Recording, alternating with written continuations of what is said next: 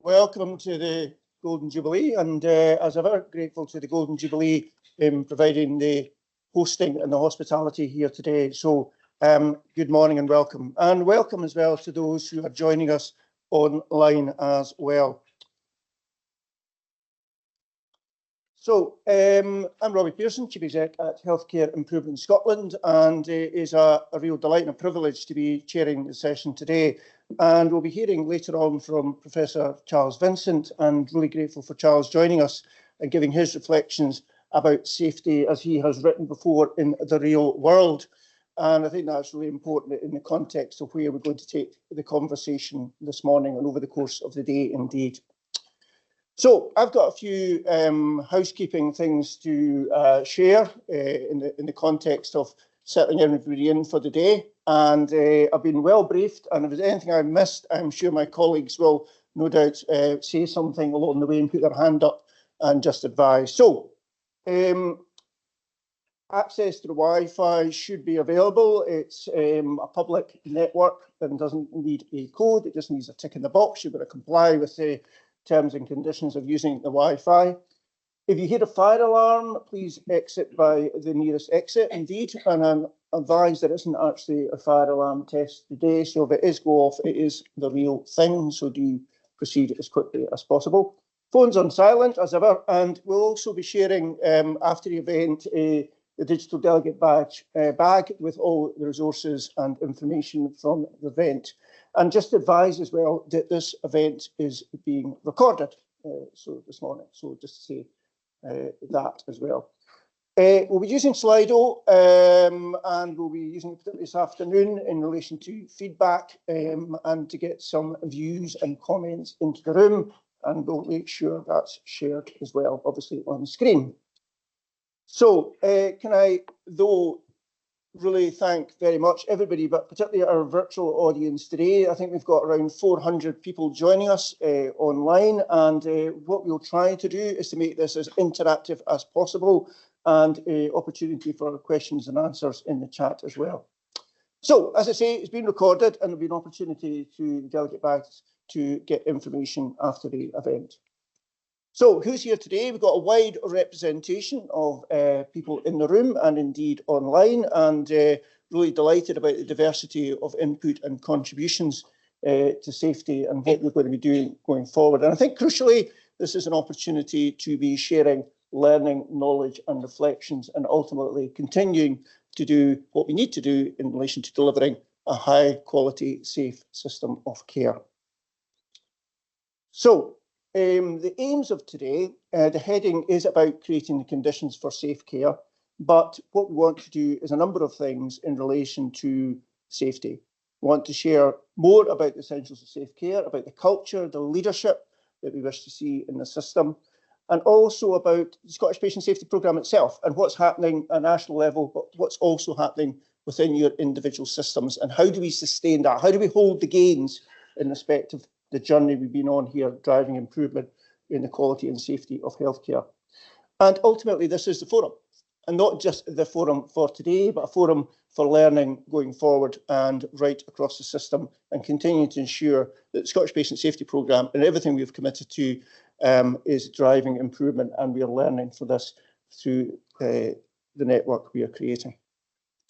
So, a reminder in terms of the agenda for today and the morning agenda, at least. We'll hand over in a moment to Neil Gray, our Cabinet Secretary for Health, and his introduction. And unfortunately, Mr. Gray can't be with us today, but an opportunity for him to give his reflections on the importance of safety in the system. We'll then go on to a double presentation by myself and Joe about our reflections on creating the conditions for safety. And we'll say a bit more about that, obviously, shortly. And then we'll turn very much to our key speaker today, and Professor Charles Vincent, and give his reflections in terms of sustainable strategies for securing safer health care in the future. We'll then have a coffee break, and then moving into the breakout sessions as well from around about 10 to 12. So need to be on the money and on the button in relation to timings around this. Okay, so that's the structure for the morning. We'll come back to what the afternoon is going to look like later. But without much further ado, I want now to hand over to Mr. Gray and his address. Colleagues, good morning. Firstly, I'm sorry I can't be with you in person today. I would have liked to have been there for myself to enjoy the event firsthand, as I'm sure you all will. I would like to begin with a thank you to Healthcare Improvement Scotland for organising what I'm sure will be another excellent national event. I don't underestimate how much work will have gone into this, and so my gratitude goes to everyone involved. More than that, I want to put on record how grateful I am for Healthcare Improvement Scotland and the team's dedication to the Scottish Patient Safety Programme, the SPSP, over so many years. As everybody here already knows, Scotland broke new ground when the Scottish Patient Safety Programme was begun. One thing we're all very proud of is how it was the first programme of its kind anywhere in the world. So whether you've been here since the early days or you're new on the board, you're part of something very special indeed. The Scottish Patient Safety Programme's continuing success is testament to your hard work and the work of colleagues across the country to improve the safety of care and reduce the risk of harm as much as possible. As we all know, patient safety needs to be a focus in every part of our system, in every corner of our country. In my job, I'm fortunate enough to see the work of so many different parts of our NHS. What I see around the country is so impressive, and SPSP is such a big part of it all. From the recent successes of the Acute Adult Collaborative, the first steps you are taking in the renewed perinatal and paediatric programmes, and of course, the work on mental health standards, the breadth of these programmes and the results they deliver will truly impact people's lives for the better. The Scottish Patient Safety Programme has been vital to improving our systems ever since it first started, and probably more so now than it ever has been before. Your focus on patient safety has been crucial over the last few years in providing the environment and the conditions that enabled NHS Scotland to be flexible and adaptable quickly to the greatest challenge our healthcare system ever countered. And as we continue to face new challenges every day, I know the difference your flexibility and adaptability continue to make. That isn't just warm words. When I get to spend time with our NHS staff on shift, as I did a few weeks ago at the University Hospital Wishaw, I see it at first hand. Watching the team at Wishaw, it was clear to see how safe care is paramount. When people access any part of the health and care system in Scotland, they must have confidence that they will receive treatment that is effective, person-centred and safe. And I've seen how hard you work to meet that expectation. And as I said a moment ago, our services are still under pressure, partly as a result of the global pandemic, partly the continued workforce challenges, the unprecedented levels of inflation, and of course the challenging budgets we have to work within. But through all of this, you and your colleagues have worked tirelessly to keep people safe, while still working on improvement programmes to make our system even better, even safer. The Scottish Government is committed and has committed to reforming to health and care services. We know we need fundamental reform. We need to focus on delivering real change that is based on the strategic foundations we have built over the years. And that work includes the work of the Scottish Patient Safety Programme and much more. We need to think of how we tackle health inequalities, build sustainable services, and ensure people access the right services at the right time. We need to attract and retain the best staff to our NHS and reduce the unwarranted variations which persist across our system. And we need to do all of this within an incredibly challenging fiscal position. But I have confidence that we will rise to that challenge, and as we do, we will ensure that people are at the heart of it all. Not only those who access our system, but you, our valued staff. I mentioned a moment ago the work I saw at Wishaw in their emergency department. In just a few hours, I saw some of the challenges you face and the excellent work you do to keep patients safe. And I'm going to the Western General in Edinburgh soon, where I'll be seeing some of their patient safety work and learning wherever I can to help share insights across our system. For me, the lessons I learn by going out to our hospitals and health centres and clinics are crucial, but I doubt they give me the insights you aren't already well aware of. Patient safety is at the heart of everything we do, and as we all rise to the challenge in reforming the health service and the future of the Scottish Patient Safety Programme, it will be most certainly a central focus in playing its part in this. I know you will be keen to get on with today's agenda, so I won't hold you back. But colleagues, let me end where I started. Thank you all for the work you have done and continue to do to make Scotland and its care and health systems safer.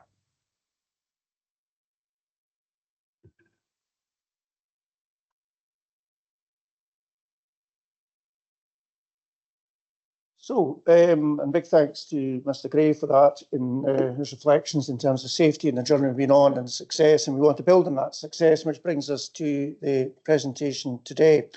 The presentation that Joe and I are going to give is a theme, and the theme is about encouraging curiosity in what we do. And I'll say a bit more about why curiosity is important, but the definition of curiosity in the Cambridge English Dictionary is an eager wish to know or learn about something.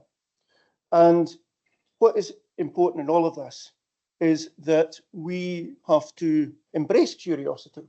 We have to ensure that curiosity drives our intent in trying to improve the safety of the system. And many public inquiries, and there are many public inquiries underway at the moment, have emphasised the importance of curiosity. What did you know? When did you know it? And what did you do about it? And those three questions are important and guide us in relation to curiosity in the safety of the system. And what is important in this is, as Charles Vincent has referenced a number of times in his work, is the work of James Reason, and that safety is a continually emerging property of a complex system. Our job is never done.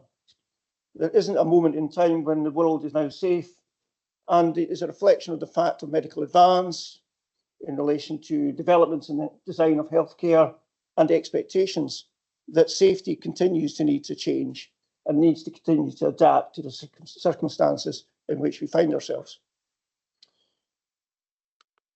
If I could just turn for a moment to the Institute for Government who produced a work in 2016, and it touched on the work of previous public inquiries and the importance that failure in the system is not down to one event, one individual, but many systemic issues. And indeed, that 70 to 80% of inquiries across a range of industries and professions attribute tragedies to the error of particular individuals. When what we do know is that case studies suggest an over-reliance on the blame of the individual could forestall a more rigorous attempt to understand why failure arose, how it could be resolved, and what might be done to prevent its recurrence. So this is a complex system, healthcare, inevitably, but it emphasises the fact that this is not down to one individual alone. This is a system, and a system in which different moving parts have an impact, whether it's in relation to behaviours, relationships, governance structures, are all important parts of understanding that shared ownership about learning. The important point as well is there was always an incubation period for tragedies and events. There was moments in time when people knew what was going on in the system. They had fears, they had concerns. There was a range of things that were happening, a range of maybe data points or events or issues, but they accumulated unnoticed, and indeed in some points a blind eye was taken and shown. But ultimately there were moments in time when those hazards could have been avoided, and indeed the interventions might have staved off the ultimate harmful outcome. So it is very much a complex system, and in which people have responsibilities, they have ownership, and they have ultimately an opportunity to think about that.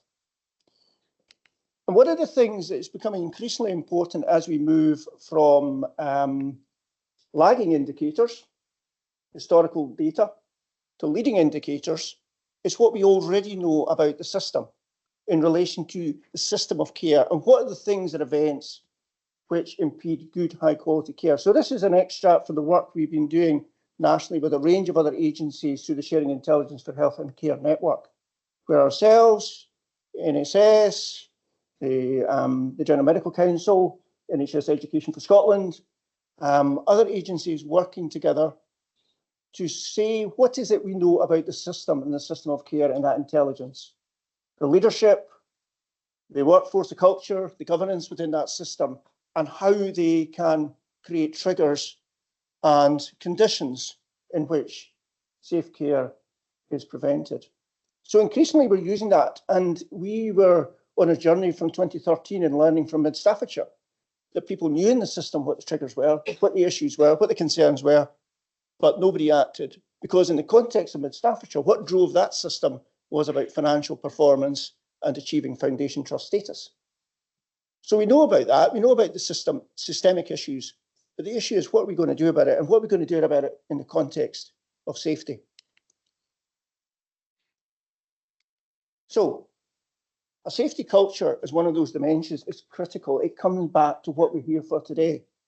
And indeed, we'll be spending quite a bit of the morning and reflecting on that, about how you create a safe environment at work and how you learn and how you ensure that the conditions in which our staff work are ones in which promote a safe working environment. And I'm absolutely delighted with the work and the progress that's been made over the past 3 or 4 years in terms of the essentials of safe care, because it gets to the very heart of this, about leadership, about culture, about communication, and all central to our mission here to make a safer NHS. So, here's a quote from Albert Einstein. A lot of quotes are given to Albert Einstein. I'm not sure half of them are actually true, but the important thing is not to stop questioning. Curiosity has its own reason for existence. And coming back to that very first quote about that eagerness to learn, that eagerness to understand, that eagerness to know about something is all at the heart of what we are seeking to do as professionals in the service. So I'm going to move on to a pretty depressing story. And frankly, it's abuse of power. I want to talk about Ian Patterson. So Ian Patterson is currently serving a jail term for 20 years for the abuse of power, in which he made unapproved and unnecessary interventions in over 1,000 women in relation to breast surgery. And the Ian Patterson inquiry picked up that very point of curiosity. And it said there was a notable lack of curiosity about him from those running both the Heart of England Foundation Trust and Spire. And this was sustained for many years. One of the avoiding problems by managing them as isolated incidents with a lack of critical thinking about what the real issues were. And for those in charge, there was a lack of curiosity with the far-reaching and devastating consequences. So that curiosity was missing. That curiosity was missing in Mid-Staffordshire. That curiosity was missing in the UK infected blood inquiry. That ability, these people knew what was going on, but they chose to turn a blind eye. And in the context of that inquiry and what it further wrote, managers and those charged with governance do not always interrogate the data well, but instead seem to look for patterns which reassure them rather than disturb them. This capacity for willful blindness is illustrated by the way in which Patterson's behaviour and aberrant clinical practice was excused or even favoured. So some could have known, while others should have known, and a few must certainly have known. And at the very least, a great deal more curiosity was needed and a broader sense of responsibility for safety in the wider healthcare system by both clinicians and managers alike. So that's a really powerful message from the Ian Patterson inquiry. But you can see it so many other times. What people knew, what they didn't do about it, and ultimately, what were the appalling consequences. So in this context today, what I would like to really reinforce is the importance of safety, our curiosity, our collective curiosity, our knowledge, but ultimately the courage to act and to ultimately drive improvement. Joel, can I hand over to you now? Thank you.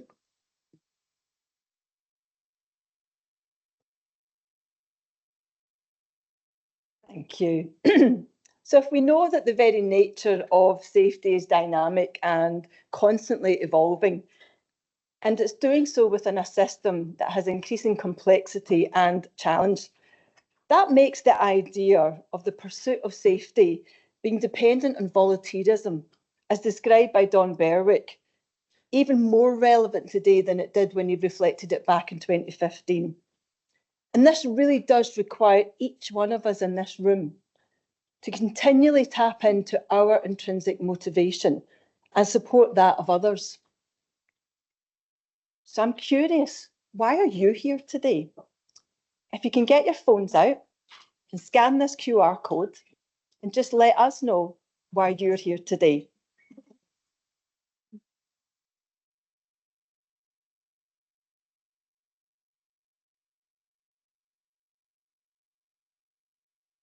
The why is important. The why does it matter?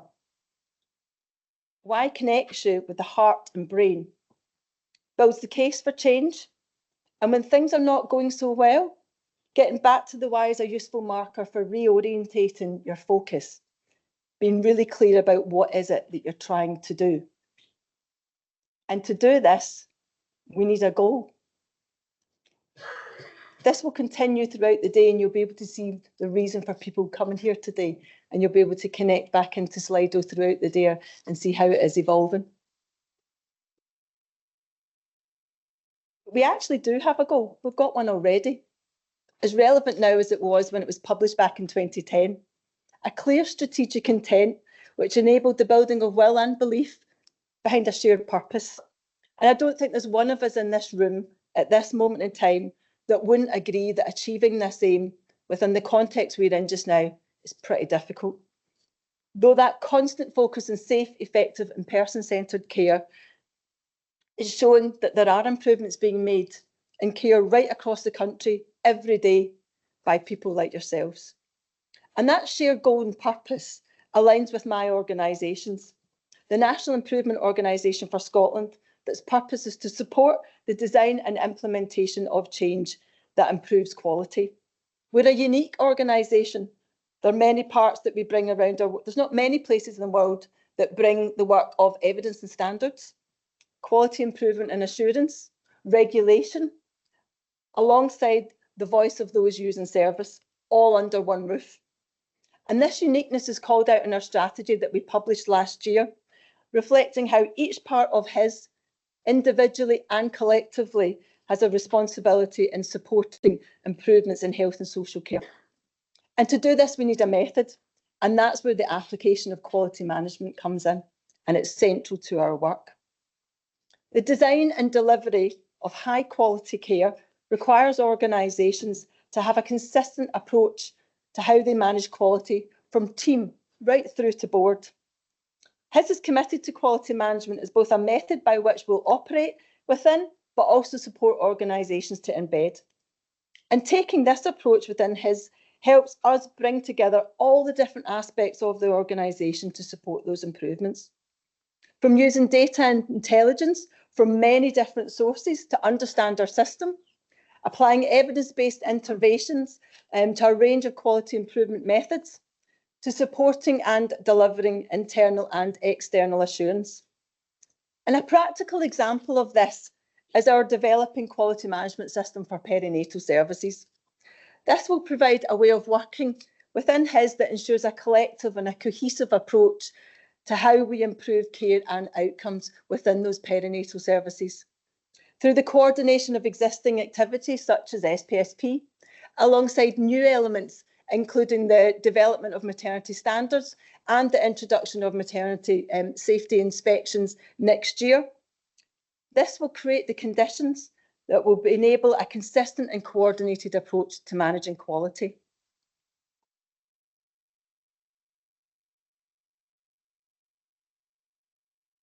And for the last 16 years, SPSP has been supporting creating those conditions, taking a system-wide approach to doing that, enabling the safe delivery of care, making it easy for people to do the right thing every time, just as our logo describes. Through the lifespan of SPSP, a body of learning and evidence of what needs to be in place to create those conditions has emerged. Conditions in which teams can build an understanding of what improvement needs to be made and why. An environment that enables the design and testing of interventions to work out what works and what doesn't. skills to apply quality improvement methods to key safety issues, and the permission to get on and do so, and mechanisms that capture the progress through cycles of learning, bringing people together to be curious, to share that knowledge and to learn in order that others can improve, just as we are doing today, both in the room and online. And through that approach, creating the conditions to meet the needs, not just within teams and services, but also through leadership and the wider organisations through the essentials of safe care, all in the pursuit of this aim. The Essentials of Safe Care is one of 3 elements of the overarching SPSP programme, alongside the specific care improvement programmes and the underpinning learning system. They provide the foundation for all of our safety improvement work, a practical package of guidance, evidence and support that enables the delivery of safe care, co-designed and produced by Health and Care right across Scotland in a way that supports their application within any care setting. Without these, our ability to affect and sustain change cannot be achieved. And those 4 primary drivers reflect the key essentials that are underpin the delivery of that safe care. And if you use that QR code, you'll be able to access our interactive driver diagram that provides the resources, the tools, and a range of support in order that you can consider how you embed it. And these are woven through all of our improvement programmes so that we build that systematic approach and focus. Now, many of you in the room and online have either been part of one of our programmes itself, are currently undertaking SPSP improvement work, or you're supporting us design the next phase of some of our programmes. This session today forms part of that learning system, fostering and facilitating curiosity, knowledge and learning. And none of this for SPSP is new. However, bringing it all together into one place enables that cross-programme working, learning and sharing, and accelerates improvement across the country. And it was through this learning system that our focus on leadership and culture and the driver within that developed for our morning breakout sessions. As part of our webinar series in May this year, we welcomed NHS Dumfries and Galloway and Susie Bailey and our colleagues from the King's Fund to reflect on their work on leading the culture of safety. Susie, alongside newly qualified nurses and midwives, shared their daily working experiences of entering into service, the impact of the leadership and culture on them, not only on their confidence as new registrants, but also their ability to continue to learn and ultimately the impact of the care that they were delivering. The session had a profound impact on the over 200 delegates that joined, and you can listen back to it through our website. A key ask from those attending that day was, how do we build on this? How do we keep this discussion alive? What practically can we do to affect the change? The 3 breakouts that you have the opportunity to attend this morning reflect this key driver, and you have the opportunity to hear from people across Scotland and how they are trying to build that culture. And it's this culture that we often are asked to describe. What does good look like? In true improvement style, I've pinched this lovingly from NHS England, and we're using it in other aspects of our work across Healthcare Improvement Scotland. This forms the core part of the NHS England Culture and Leadership Development Programme, and it builds on the knowledge and work that's already been undertaken by the King's Fund, and it's built an evidence base outlining 6 key elements in high quality cultures. And across that, there is a focus within the themes of people and performance, and it outlines within that the cultural elements, the values and behaviours that develop that high quality care culture. Underpinning those are the leadership styles. The research tells us that the most powerful factor influencing culture is leadership, particularly compassionate, diverse and inclusive leadership being key to enable organisations to deliver high quality, value for money and support staff, creating that sense of belonging and enabling an environment for curiosity, for people to speak up, to continuously learn, and through that, create the need for not only local, but system leadership. And it's that system leadership, thinking and interconnectedness that was most recently reinforced by a publication from Nicola Burgess through the Warwick Business School, exploring why people and relationships, and particularly the social networks that are created from those, the impact of this on improvement. These pictures are the result of a network analysis in 2 organisations, both undertaking the same intervention, both making the same progress, but with very different outcomes. Organisation A, reciprocal, clear, concise, shared values, fostering a culture of interprofessional collaboration. Organisation B, transactional, elitist, feelings of exclusion. So you can see very clearly why. When you combine the leadership behaviours alongside the 6 cultural elements, the impact that this can have on outcomes right across every level of the system. And a real life example of this lives within our SPSP work. The SPSP Acute Adult Collaborative rests within the broader SPSP programme. And over the last couple of years, the work has focused on reducing falls and improving the recognition and response to deteriorating patients. A huge amount of work has been undertaken by teams with the support of the collaborative.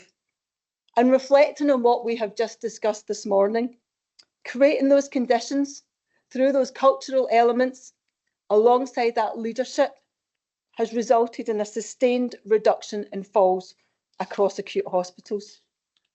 Through a common purpose and a shared goal within all the organisations participating to focus on reducing falls, the first phase of that was about understanding what actually was happening within the system, truly understanding and describing the extent and scale of the issue and what the contributing factors of that were.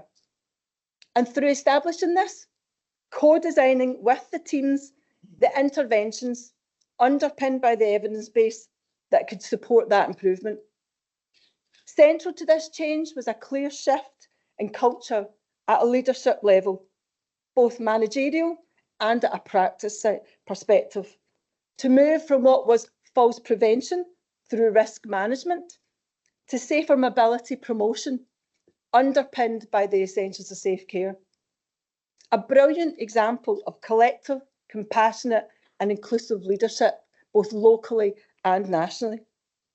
And as the work of Nicola Burgess I've just described, through SPSP and those local networks, those local falls networks, that knowledge and that learning was translated into action, and it was shared right across the country. And it results in what we see now. A 9% national reduction in the rate of inpatient falls, driven by the sustained decrease in the rate of falls in 11 hospitals, ranging from 9 to 21%. Now, when you take that into context, the time period that this has happened within, and this has been achieved, one of not the most challenging period for Scotland's health and care system, this is testament to the hard work and dedication that CAB Secretary referred to earlier in this session. And it is really within that that you get back to understanding what can and is being achieved when we create those conditions for safe care. So throughout today, I ask everyone here to be curious as to how you and your organisation can help create the conditions that help make it easier for people to do the right thing for every person, every time. Thank you.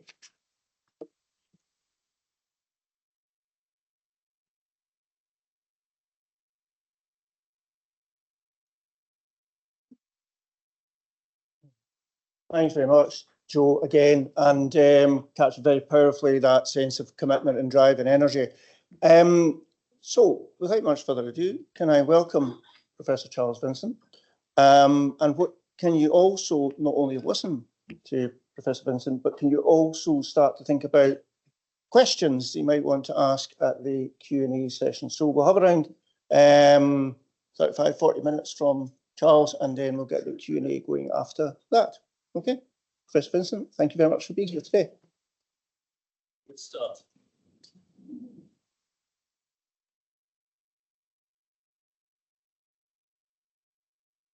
Well, you can see why I just study human error, can't you? Jim Reason used to say that the reason he started studying human error was that he used to always be getting into the bath with his socks on. This led him to wonder why he was doing this. Was he just stupid, or whether it was something about humans that made them make these kind of mistakes? So thank you very much for asking me to come and speak at the patient safety program. Joyce, bring me in. Better this time. Speak at the patient safety program. I've admired the Scottish patient safety program for a long time. You've had this incredible consistency of purpose. I think these classic Don Berwick type markers of a successful program: consistency of purpose, vision, strategy, and this culture and relationships and things, which is fantastic over many, many years. And also the analytic approach, which as a researcher I find is sometimes missing in people's more kind of motivational safety programs, I might say, that measurement, serious attention to evaluation. It's great. So it's a big ask to try and contribute something to this. And I'm going to talk today about two frameworks actually. And I might just say a word about frameworks. I am a serial offender in terms of frameworks. I've developed ones of contributory factors and measurement and monitoring safe threat. This was with various colleagues, which was used in Scotland, I think, the measurement and monitoring. But I find them useful when you have them, because often they help you think, and a good framework, never mind whose it is, points you to important things, helps you make choices and shaping what you're trying to do. This is why I find them useful.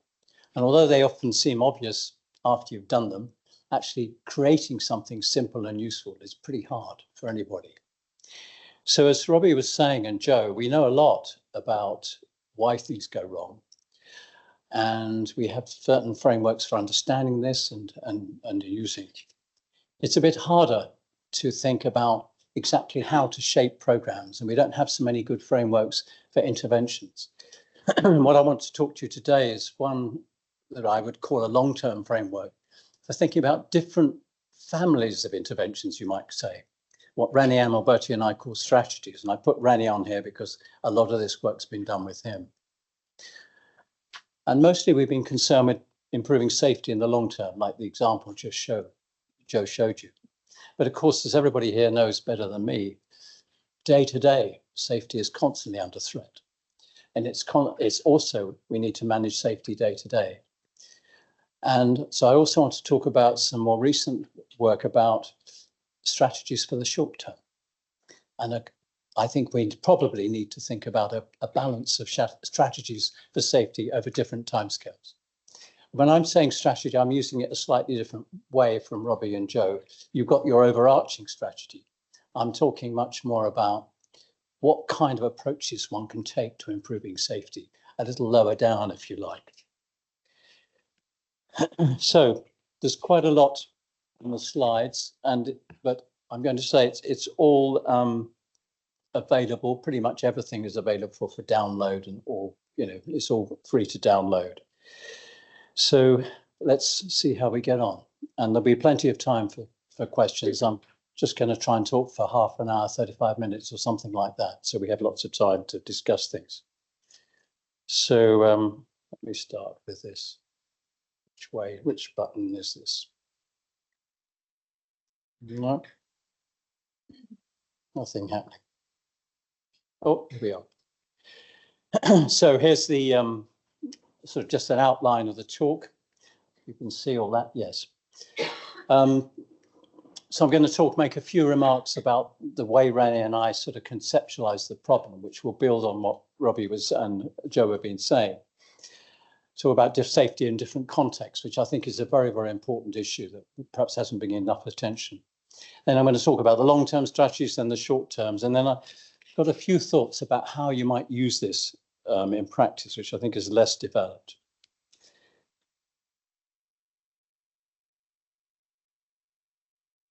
Now, this is your own work, of course, and I've just put this up because I want to emphasize that what I'm saying is not in any way a contradiction of this. It's not something different. All the things that you see here that you're already doing are absolutely essential and critical foundations to all sorts of safety activities. What I'm going to try and do is just to build on that and give you some sort of perhaps additional contributions, if possible, to the way you're approaching things. So first, though, let's go back a bit and think about what the objective is of safety, because this is not any, that used to be clear and now it's not so clear. If you go back to these big reports, sorry, it's either, how do I go back? I'm trying that and it's taking me forward.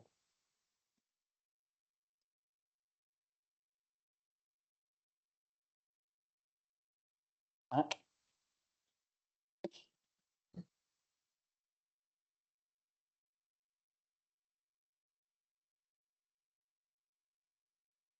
Got anything that works? What's up now? Okay, let's carry on while you're helping us. Perfect, thank you. Yeah, that'd be great. Thanks so much. Okay, so these are original reports from about 2000, a long time ago now. But these are, if you like, foundation documents for us all. And I'm sure there are equivalent documents in Scotland as well. To Err is Human was the big American report from about 2000. And then they had this one called Crossing the Quality Chasm. There's our own organization with a memory. Now, the vision of Crossing the Quality Chasm was essentially we had a standard of care we wanted up here. And what we were actually got and what patients were getting was down here. So what we wanted to do was get to here to here. So it was a vision, a very optimistic vision, if you like. And you can see from the language of the documents that we were going to make things safe in any simple sense.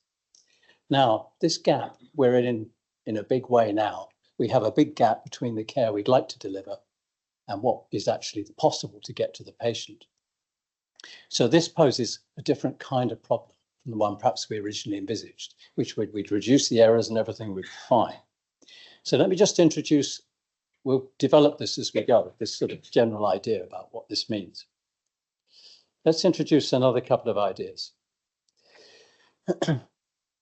Rather than thinking about particular errors, which is certainly still important, I'm not trying to say this, but if you think about the work you do day to day, this is 5 levels of care that René and I sketched out. There's nothing special about 5 levels, could be 3, could be 7, whatever you like. But at the top, you have the ideal care that we would, perfect care, as you might say, very few glitches. Down a level, you have, a few things going wrong, but basically everything's okay. I mean, the kind of care that I would be very happy to receive, and I think all of us would.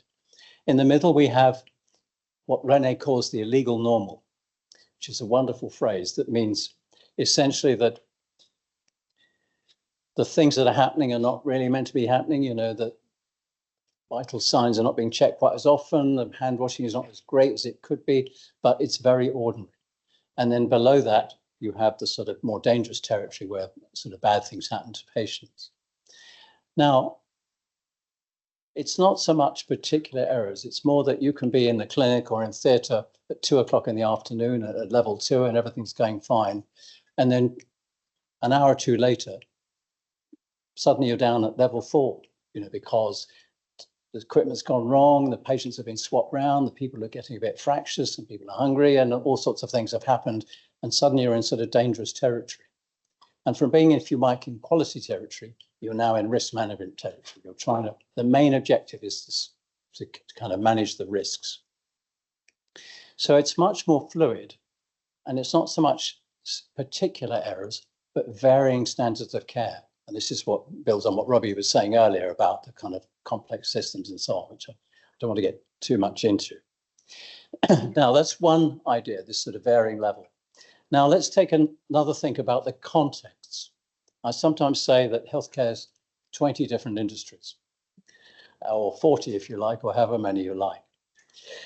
And think about what radiotherapy is like versus, say, treating psychosis in the community. I mean, this is a very, very different activity. So maybe our approaches to safety also need to vary according to context, especially when we get more care going to the home, which is another huge topic. But let's just think about 3 models of safety that René originally thought about and we developed a bit. Now, just take these as sort of images. You don't have to be too seriously about this. So he worked a lot in aviation. And this is basically commercial aviation we're talking about now. You avoid risk. It's very proceduralized. It's very, there's a lot of priority given to preventing errors. Very strict training, strong regulatory control. You protect, the regulation makes the system quite rigid. You know, if something wrong with the plane, you sit on the runway and you wait. You know, their approach to risk is don't go there, basically. Now, if you're a firefighter, on the other hand, and I know nothing about firefighting in any practical sense or in theory, but just take it as an image.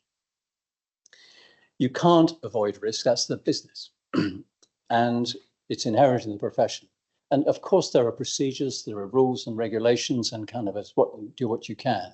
But the safety is achieved a lot by teamwork, by mutual protection of team members, by having prepared routines. So it's fluid, but not, you know, it's not like a new thing every time when you read about how they go about things.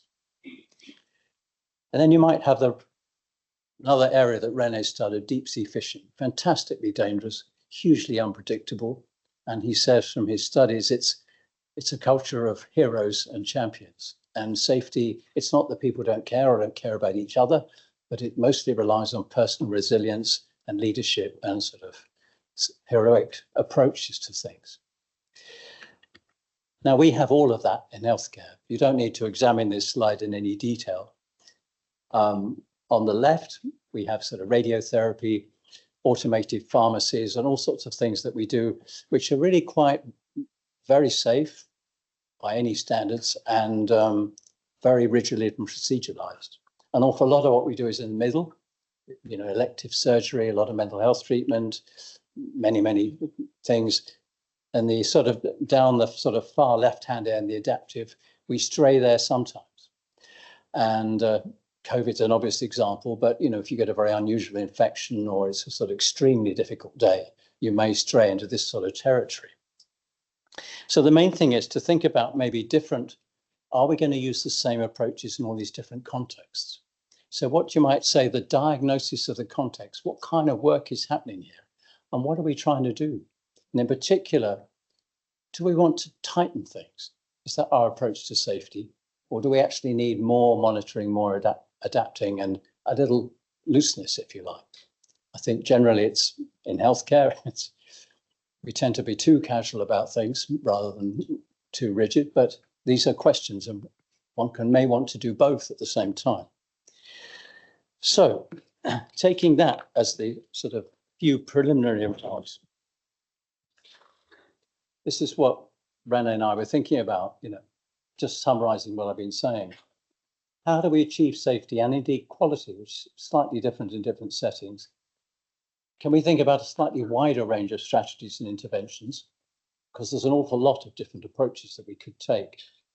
And then can we find a framework that we could deploy in different ways across different contexts? I wouldn't say we'd have achieved this, but these are some thoughts about, I think, how one can go about this. This book has one particular merit, so I'm happy to recommend it. It's that it's free, and you can just download it and use it however way whatever way is useful to you. So, sorry, I should have jumped the slide. This is the book. So this is the framework. I'm just going to talk you through fairly quickly. We can always develop some of these before, because I want to also talk about the short-term strategies. And I want to certainly finish by 11 o'clock for sure. So I've got next idea to sort of hold is that some strategies, I think, I don't really have evidence for this, but I think it's a hard thing of evidence for, but I'm proposing to you that some of the approaches we use are more quality approaches in the sense they're optimizing. We want to improve the whole system. But some of the other things we do, particularly the risk control, and when we're trying to sort of think about how we respond to changes and things going wrong, we're much more trying to stay out of the dangerous territory. At least the emphasis is much more there. And you might say, well, the first one is more a quality one, but it'll also improve safety. And the second one is a somewhat different sort of different mindset and also different activities. So we rather separate these. Safety and quality improvement have got rather merged over the years. And I think this is not entirely helpful.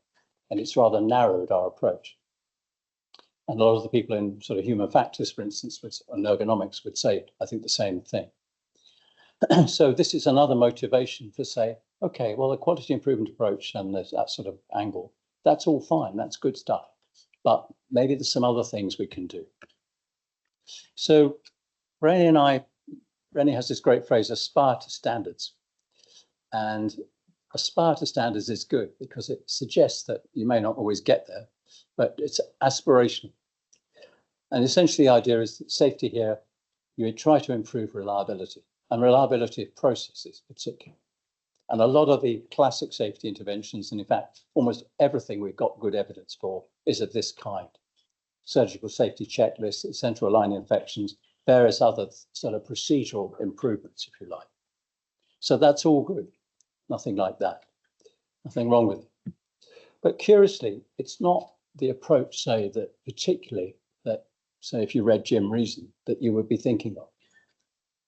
You'd be thinking much more about improving the system overall. And you've heard some examples already, Robbie and Joe, about the emphasis that you've given in your programs to these kind of things.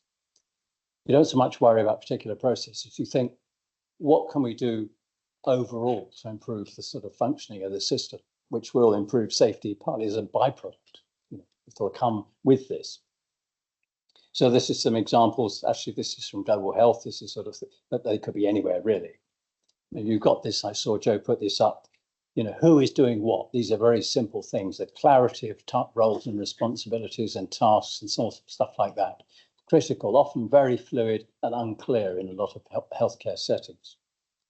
Joint medical nursing havers share all sorts of things that will make your lives better and will make the system safer and so on.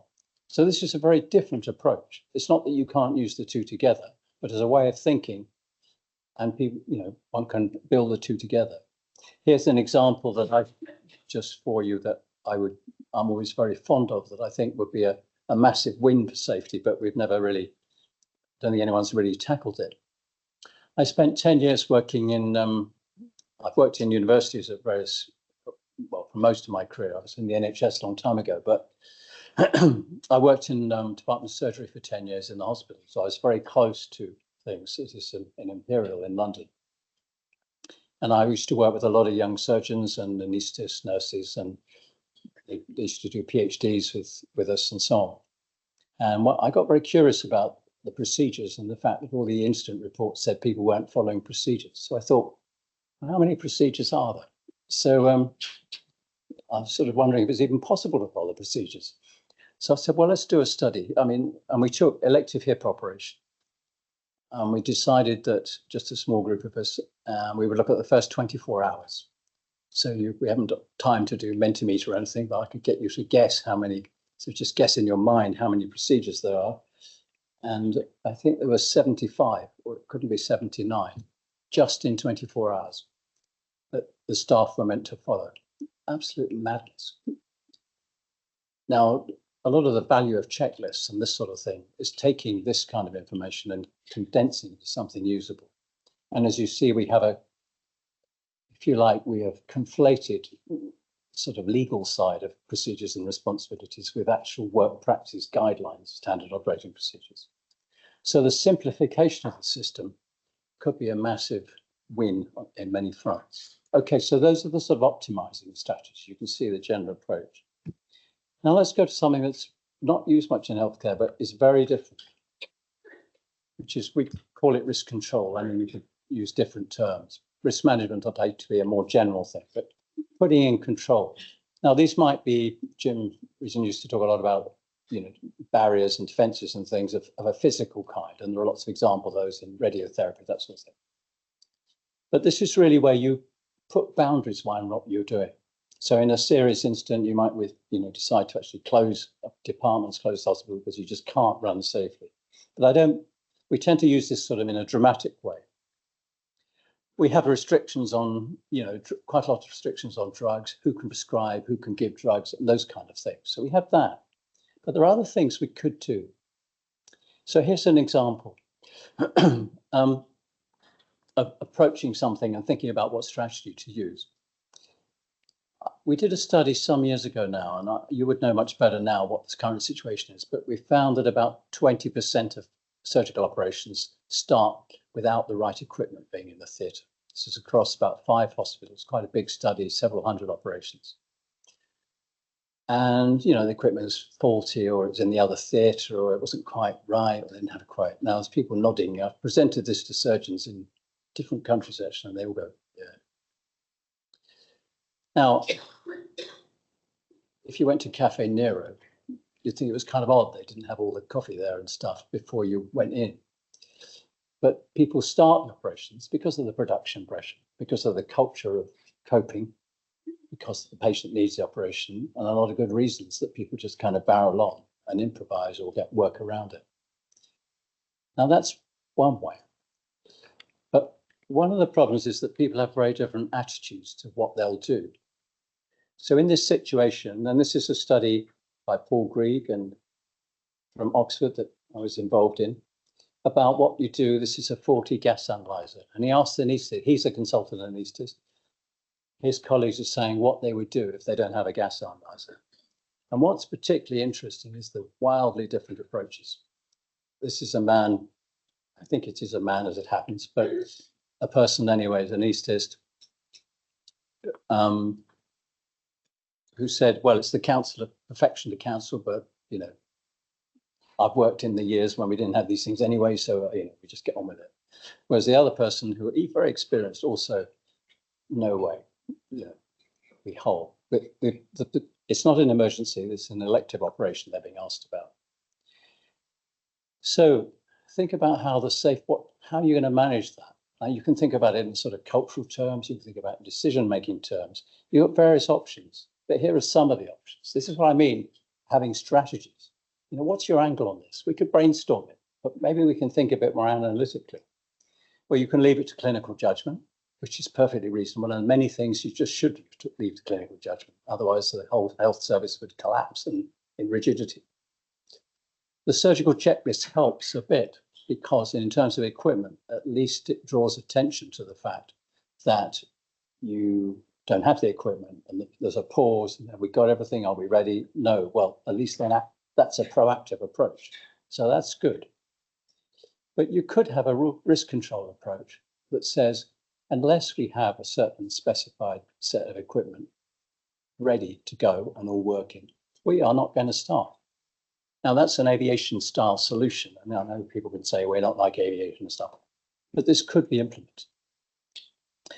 Now, the thing is about this, that you can't, as an individual surgeon or anaesthetist, implement this on Tuesday morning suddenly because it causes mayhem. You have to have an agreed process. But I'm not talking about some big regulatory effort. A department could agree this. And this would obviously force certain changes in procurement of one thing and another. And again, we're not talking about emergencies. Now, I'm not sufficiently understanding the situation to know whether that's a good idea or not. So don't take it as that. But you see already this, if you think about strategies for safety, we could approach this particular problem in very different ways. And one can also, as I do, ask myself as a patient which strategy I would prefer. But I don't have to tell you that. Okay, so that's a risk control strategy. Now let's move to something again very different. Monitoring adaptation. I'm going to spend less time on this because I'm going to talk about it again in the short-term strategies. One of the things I learned again from Rene in his work in aviation is that if I had to think about fighter pilots, I'd imagine they were brilliant at improvising, adapting, and all that sort of thing. And it was all Top Gun and Tom Cruise and that sort of stuff. But actually, he said they spend enormous amounts of time scenario planning. What if? What happens if the weather goes bad? What happens if the enemy does this? What happens? What if? What if? What if? So that when things happen, it's much more pre-prepared routines. So we have a variety of approaches in healthcare, some very informal, but this is obviously reliant a lot. Well, increasingly, I think we have the data to do this, real-time data and artificial intelligence. You can create this sort of monitoring approach, if you like, and adapting. But you want to build it into the system, whether it's through data. We had a huddle this morning before this meeting. That's an example of this kind of approach. You call everyone together. Are we ready? Everything okay? Because things are always unfolding. And you need to really take this seriously because it's easily driven out of the system. You need the attitude in a way that, things are always going to go wrong and things will always be going wrong. And what we need to do is to respond fast and adapt to.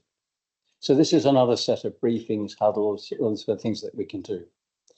Finally, I'm just going to talk about mitigation, which is when after something's go wrong. Now, it's been a long-standing, it's always been part of patient safety, from supporting staff, supporting patients and families particularly. And there's a whole lot of other things which we can bring in and thinking, this is part of our patient safety. It's not all about prevention. There's always going to be the possibility of these things happening. But it's not just this. And here's a lovely example of a program of home hemodialysis, which is generally very safe, but there are a number of case reports of patients who have died at home or through an error made by themselves or members of their family. And this fantastic program basically took a mitigation approach. If something goes wrong, it's sort of proactive risk management in a way, but when the things happen, they taught patients about safety. They taught them what to do, not just what you do when everything's going fine, but the kind of errors you might make. Now, you might think this was a rather alarming thing to do, but it was very well received and so on. They had a whole briefing of emergency procedures and so on. So we can think quite broadly about this sort of what will we do if things go wrong business. Okay, so that's a quick run through the long term. Let me now a bit more quickly, just in the last 10 minutes or so, sketch some of this more recent work, and I'll try and finish on a few questions we can think. So I hope you're still with me. I'm not thinking, blimey, there's a lot of words on these slides. Bear with me. So you've got now a portfolio of stuff for the long term. Now, as we all know, it's very easy for long-term safety work to get driven out by short-term pressures. So I started to think a lot about what happens in the short term. We've got to manage safety moment to moment. Are we going to can we just rely on individuals being smart enough to do this, or can we improve the way we monitor things, the way we adapt, the way we manage things when pressure's on, all this sort of thing? This is a paper from 2019. I say that because I want to say this is pre-COVID. This is not, we didn't write this because of COVID. We wrote it because of the increasing pressures on the healthcare system and the need for a changing vision of what we were doing in terms of safety. So this is called Managing Risk in Hazardous Conditions. Improvisation is not enough. Because, you all know, again, better than me, that when there's acute pressure, you have to kind of move things around. You have to move patients around. You have to cut corners, trade-offs. There's all these kind of things which have not traditionally been part of safety thinking. Well, not in healthcare so much. It's been very hard. I remember raising it sometimes. It's really a taboo subject.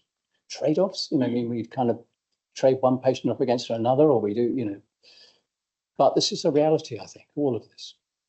And what Rene Ryan, this paper says, okay, if we accept that this is happening, at least can we do it better? Can we do it better? Or is it all going to be individual improvisation, just people?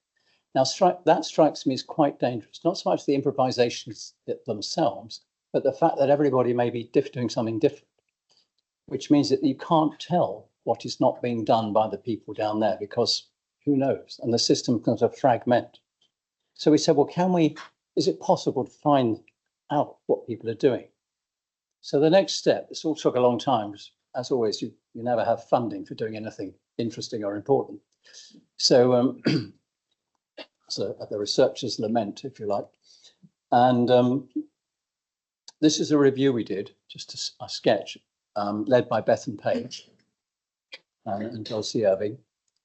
And we took the way we said, well, where are we going to find these adaptive strategies? You know, obviously we can talk to people, but we don't, which I'll come to, some interview studies.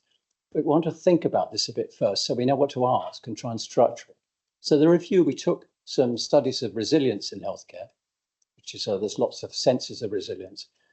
It tends to be very theoretical. Most of the studies are all about validating these theories that people were talking about.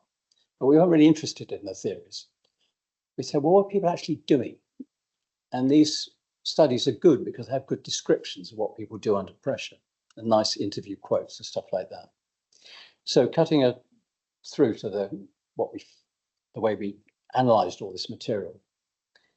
So you have the pressures, and then the strategies fall very broadly into what can I do for the anticipatory? Next week, next month, you know, we know this is next week's going to be, what are we going to do? And then the date, on the day stuff, when you're kind of ducking and weaving, you know, like you're going in a taxi, moving in and out of the traffic, and you're just trying to get through and not have an accident, basically. And the papers gave us this conceptual framework, which, don't worry, I'll open this out in a minute. But the big work pressure, obviously, it's not the only one, but demand exceeding capacity, you know, lack of staff, lack of skilled staff, too many patients, too sick patients, and so on and so on. This causes difficult working conditions, and that starts to degrade the system. Now, the strategies, you say, they break down into these groups. You know, you can try and move the resources around, you can try and control demand. This is a kind of risk control strategy, or you can adapt the way you work. And you can do that on the day or ahead of time. Now, we did some interviews as well, 2 studies in intensive care and in surgery. And I'm just showing you this because I think it'll be a lot to read, but you can always look at it. So you can see on the left, you know, the high patient numbers, staff shortages, skill mix problems, and so on in capacity. And this creates, you know, high workload, interpersonal difficulties. The team is obviously under a lot of pressure, and that can make things very difficult between people. And then, you know, the knock-on effect is delays of patients. Then you've got no buffer if you get an unexpected patient, and so on. So you get a whole sort of flow into the system of problem. Now, in terms of the strategies people use, we did interviews with about 20 or so fairly senior intensive care people in a variety of professions. What was interesting, I think, particularly about these interviews, that people were really pleased to talk about this. We had no trouble. We had not much trouble getting to talk to people, actually, and because obviously everyone's very busy. And nor did we have any problems during the interview. They seemed very glad to unfold these sort of stories. So I'm just going to give you a sketch of what they found. What's the objective when under pressure? This came up quite a lot. And this guy expresses it very well. And bear in mind the things we were saying earlier about the optimizing and the risk. That's a really good question. I could easily say patient safety, but you can't. What's the main objective? We have to manage risk to the best of our ability. That's our main objective. So he's no longer thinking that this system can be safe, but he can manage the risk. And in some ways, nowadays, I prefer the old term in the 90s, clinical risk management, because that strikes me as that's really what we're doing. It's not that we should give up the aspirational vision of safety. We don't have to give it up, but the realities of the situation people are in means that managing risk is perhaps better. Now, this may also lead you to a different approach to safety, a different set of strategies. This is what we're working towards today. So to give you some examples in ICU about what this actually means in practice, this is not all academic airy-fairy stuff. This is what's actually going on. I think we're just trying to describe it in an orderly manner. So, you know, there's lots of examples of different things people do. It's just taking healthcare assistants and moving them into things that basically nurses were doing, detecting deterioration, monitoring blood pressure, giving them increased responsibilities. Now, the extent, whether that's good or bad, obviously depends a lot on how you do that and all sorts of things. Discharging patients, people are saying we started to discharge people direct home from intensive care. Never done that before. I've no idea how often this happens or something, but it was clearly a shift. And this sort of sense of applying a Christmas Day system sometimes, you know, this is really difficult. We're going to look quite there, but changing the way the actual work actually happens. These are the anticipatory ones. And on the day, there's another whole set of things people can do. So you've got an educational team. You can call them off the education, put them back on the floor. Now, that's great today. But of course, the long-term cost of doing that, of keeping doing that, is no education. And this is obviously not great in the longer term. So these adaptive strategies have a positive and a negative side. And this is why we need to think quite carefully about deploying them. But as I say, we're not deploying them afresh. They're already happening. Stopping things, not doing things. And this is where the coordination is important. If you're not turning patients, are you just going to let it drift from 4 hours into 6 or 8 or whatever and do that randomly? Or are you going to decide to flex it and make it 6 or whatever it is? And the huddles and so on. So what you get when you put all this together, and again, I'm not going to talk to you in any detail about this, you get a big set of possible, you get a menu of possibilities, like a restaurant menu, sit round. Okay, well, which of these can we use? You know, let's think about this and go through them. And I'll skip a slide here because I think time is going on and I want to just finish on. But this slide is just a small example from the previous one. So in the last few minutes, because I've taken this a bit slower, that we had a little more time and I took it more slowly so that I could explain it more to you, which I hope is all right. So I've may taken a few minutes more. So I just get to put together a few thoughts, perhaps, which may trigger things.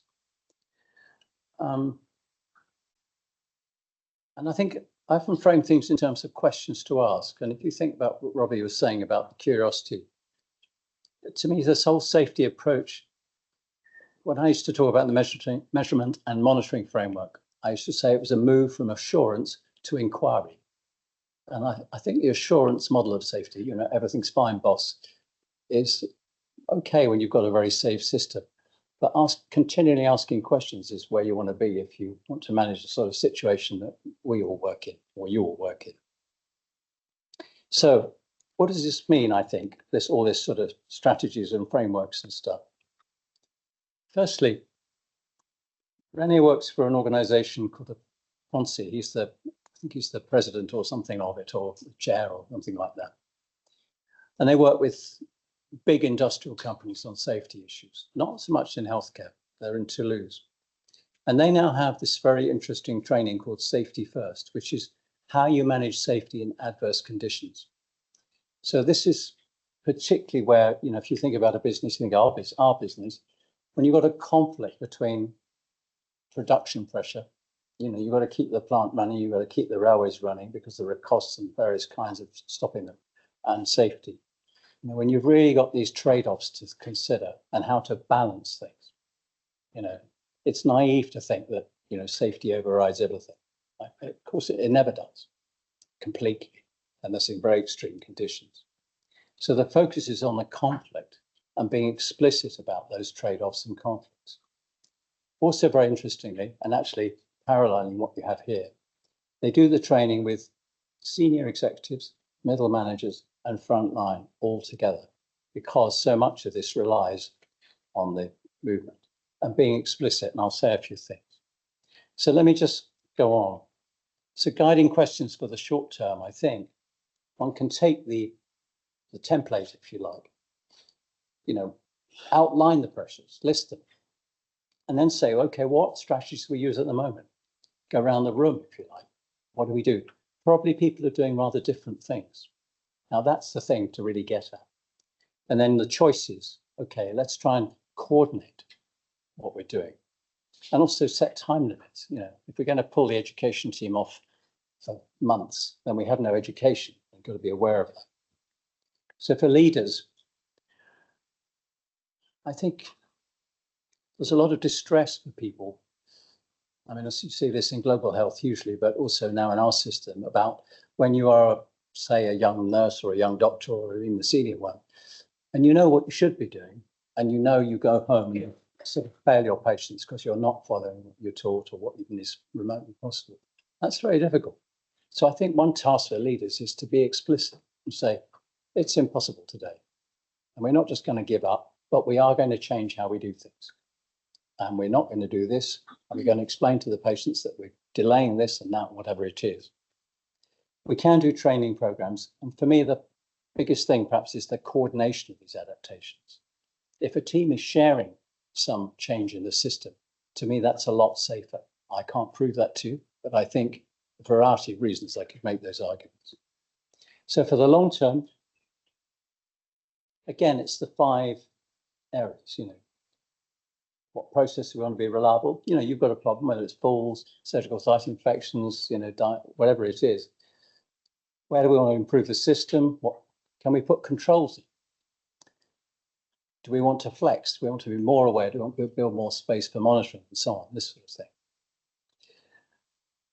And then the long term for leaders is this idea of a portfolio, I feel is important. That keep the long-term program, maybe you adjust to do more programs that aren't process improvement, but are maybe about reducing burden on staff or simplifying the system. Perhaps our programs, long-term programs now, should have a much greater focus on simplifying the system, for instance. So then you have, well, not a portfolio, actually 2 portfolios of strategies. It looks complicated, but I think it has also, once you get to look at it, a simplicity. So I hope with the questions and the strategies and so on, that will be some small contribution to the splendid work of the Scottish Patient Safety Programme. Thanks very much.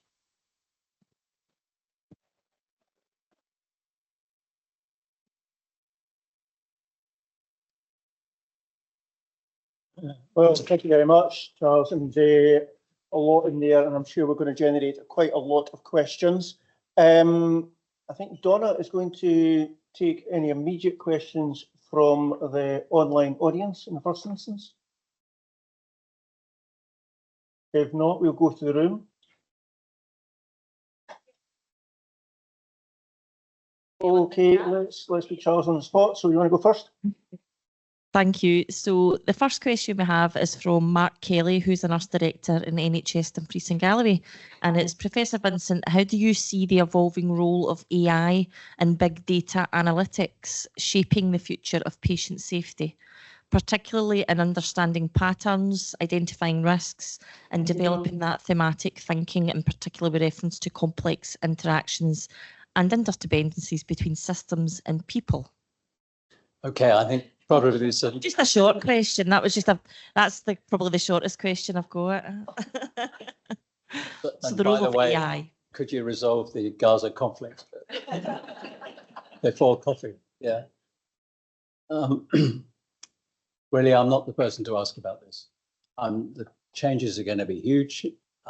It's very clear that there's a lot of routine tasks that AI can do, and what impact it'll have on the system, I am not the expert to ask, and I'm reluctant to step into this. I mean, I would just say that any technological innovation, well, not any, but this one's going to have huge benefits, and it will come accompanied with risks. So how it plays out, and these risks, very crudely, the risks of creating a new system, and the other big problem is that what I call the risks of transition. Well, not just me, a lot of people. There are risks of getting there as well, and that's perhaps the more dangerous thing with AI, when the system is hovering between being kind of human-based and being more AI-based. Once we get there, it may be great, or at least in certain improvement in certain areas. The transition was, you've seen even with electronic health records and so on, that can be hair-raising. But that's just a general remark. So sorry, I can't really say anything very useful about that. Okay, thanks, George. We go to a question in the room.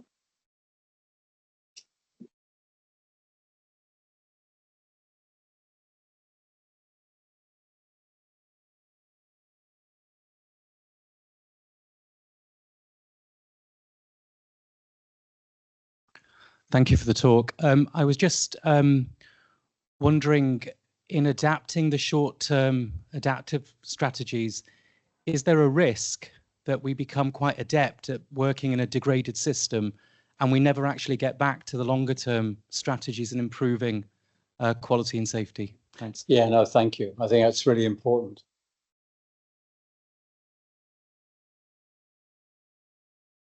I mean, yes, there's certainly a risk. And in fact, you know, all the things you see about what you might call the normalization of deviance and so on are just exactly that the system will go into drift. And I think part of the reason I've started to talking about strategies particularly is because I think once we start to articulate them and to say we are doing this because we are under pressure, and you know, I have a feeling that it may be helpful to distinguish levels of pressure. And we are now running and we are doing this in a defined way. At least it's visible. What's so dangerous is when it's not visible and everyone just kind of gets used to it. Whereas if there's a sort of, you know, if it's written down, if you like, that there are changes in the pattern of care and we can't meet these time schedules and we are doing this instead, at least it's something everyone can be aware of first and can talk about. So it's not a perfect protection, but I think it's better that we start to articulate what's going on and discuss it and plan it, if you like, rather than just drift. That's a big thing. Just trying to something else. I always think this is a slightly sort of additional comment, and you may not agree, but I've worked, I'm a researcher, I'm not a clinician, but I've worked very closely with lots of people who are clinicians, and when you hear someone say he's a good guy, obviously of either sex, it often means it's often code for saying that they'll cope with whatever you throw them. Now, I think that's, if you're a patient and somebody's staying late to help you, that's fantastic. But the dangerous side of the coping, and what I think, if you like, the dangerous side of what is essentially an admirable clinical quality, is accepting things that are frankly dangerous, like not having the right equipment. So, and I think this underpins it. Healthcare is particularly vulnerable, I think, maybe less so nowadays, because of people's willingness to cope, sort of not exactly no matter what. And it may be good to have some discussion about where it's reasonable to be coping, and where possibly everyone should get together and think, no, because there's coping for the patient, that's great. Coping because the system is rubbish and nobody will sort it out, this is not so great. And I think this also is a factor in this. And again, this is about explicit discussion, particularly from leaders actually going to people and say, look, we know, so what are we all going to do about it in a shared way? And I think this is, it's always been there. It's just, I suppose I haven't seen this sort of thing in a safety program in the healthcare, if you like. But maybe it needs to be not the whole thing, but part of it. Okay, thank you. What about online? Yep, so we have another question from Dr. Callum McGregor, who is a consultant acute physician at NHS Lanarkshire. He's asking, when clinicians start adapting under pressure, as you described, do you have advice on how those teams should measure or decide whether those adaptations are safe and a good idea? Yes, well, that's a great question, and how I wish I knew the answer. It's like so many things that, well, certainly for a researcher, you start and you make a bit of progress, and then you see all these other problems. And now, I think, again, there's no magic answer to that. But I think it's more a question of thinking it through about what the consequences actually are of doing this. So if you're adapting, say how often you do something with patients. I mean, I keep coming back to ICU because that's people, whether it's vital signs or whatever it is, as a group of clinicians, you could sit down and say, right, well, what are the risks of doing this? How often with this group of patients we got here, how likely is it we're going to have a problem? And what can we do to mitigate that problem? So it's much more planning it out. All adaptations will have benefits. Well, most will have benefits, I guess, of the ones I'm describing, but probably almost all will have costs. The cost may be short-term or long-term, but I don't think there's no magic rule to know whether it's costs. You've got to sit down and think, what's the plan? Assume there'll be a downside. That's very important. And try and figure out what the downside is. But there also may be mitigations. I mean, for instance, if you're not changing the way you do things with patients and there are family members sitting there, they can be empowered to speak up and so on. There may be other things to work around. But I think this adaptations are not forever is also a very important idea. Now, at the moment, we're in a sort of continuous surge. But I mean, to agree to do something with your team for a week, because this is a really tough week, is one thing. But to be clear that on, Monday, we're going back to doing it this way. That's pretty good. And I think that's a coordinated approach doing something like that is nice and good. Whereas if it drifts, as you were saying, for months, then you're in Diane Vaughan territory and on the way down. Back to the room.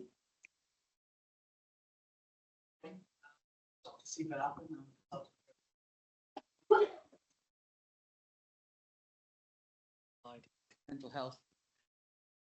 You spoke about pressure, being under pressure, adapting and responding to pressure. I'm probably not the most experienced person in the room, but I have been in the NHS for 10 plus years. I've always known it to be under pressure. That is normal. Yeah. Have you come across a system that, not impervious to pressure, because I think that is impossible, but copes with it better than the systems that we currently have? Because the mission creep now is things are going to get worse.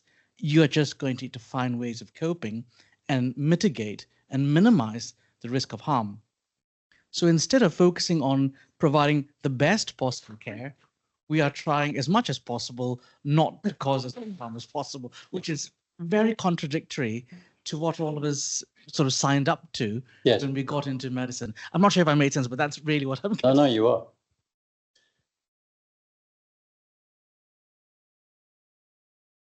Is there a particular question, or you just want to? Have you come across a system? Oh, sorry, Yes. you said, I'm sorry. I think the short answer to that is no, not that I know of. I think there are people who are more familiar with different systems who might have ideas.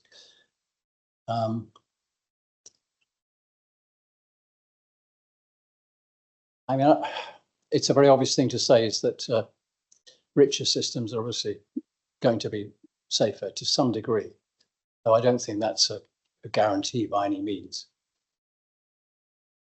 And what we maybe should think about, I suppose, this is a slightly abstract answer, is whether our resources are matched to our ambitions. And if that means lowering our ambitions, maybe that's a better option.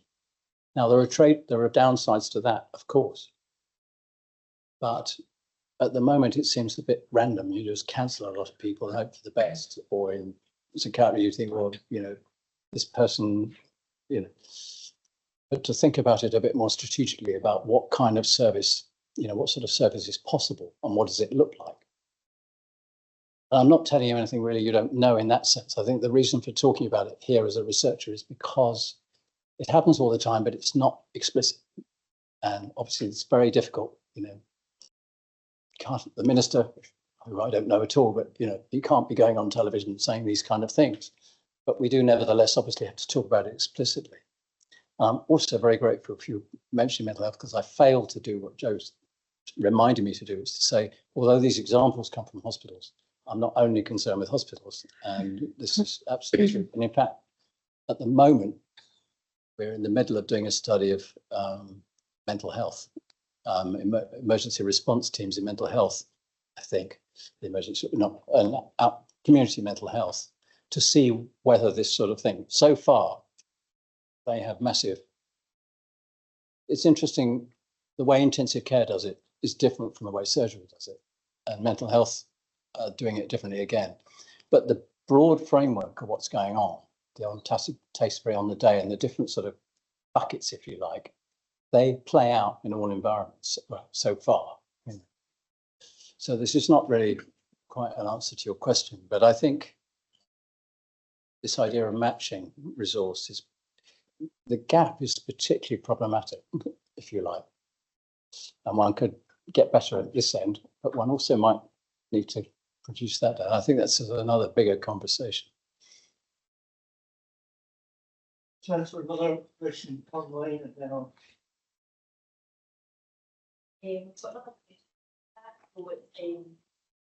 The question's from Nina McGinley, who's a quality improvement nurse in NHS Ayrshire and Arran. She's currently studying human factors and ergonomics and is keen to welcome your thoughts on how to embed human factors and ergonomic science into NHS Scotland healthcare systems. Well, I don't know much about the Scottish system, so it may be full of ergonomists for all I know. But I suppose the one thing I'd say is that people say, I think it's frustrating sometimes in a lot of the approaches to healthcare I've seen, certainly in England, is that for many years, not so much now actually, things have really gone back again, but emphasis on changing the culture and sort of generalist stuff. And I'm thinking, what we actually need is specialists with expertise, as you have here. You are trying to train people in safety, quality, human factors, ergonomics. And rather than just sort of hoping for the best and doing it on an inspirational, motivational basis, and people doing it at the weekends and enthusiasm, which is all great, but employing a few ergonomists to look at actual systems and say, well, here's an outpatient setting, it doesn't seem it's a bit shambolic, what can you do about it?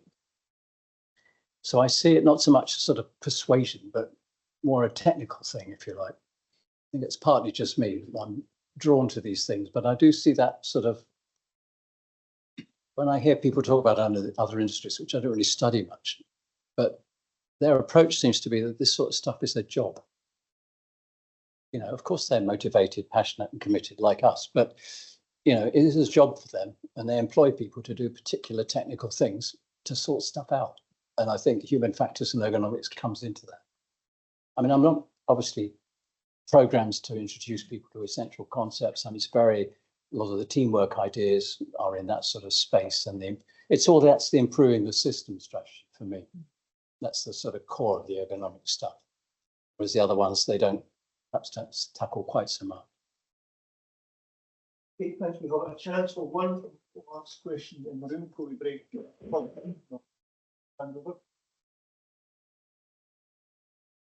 Did I mention about coffee? Just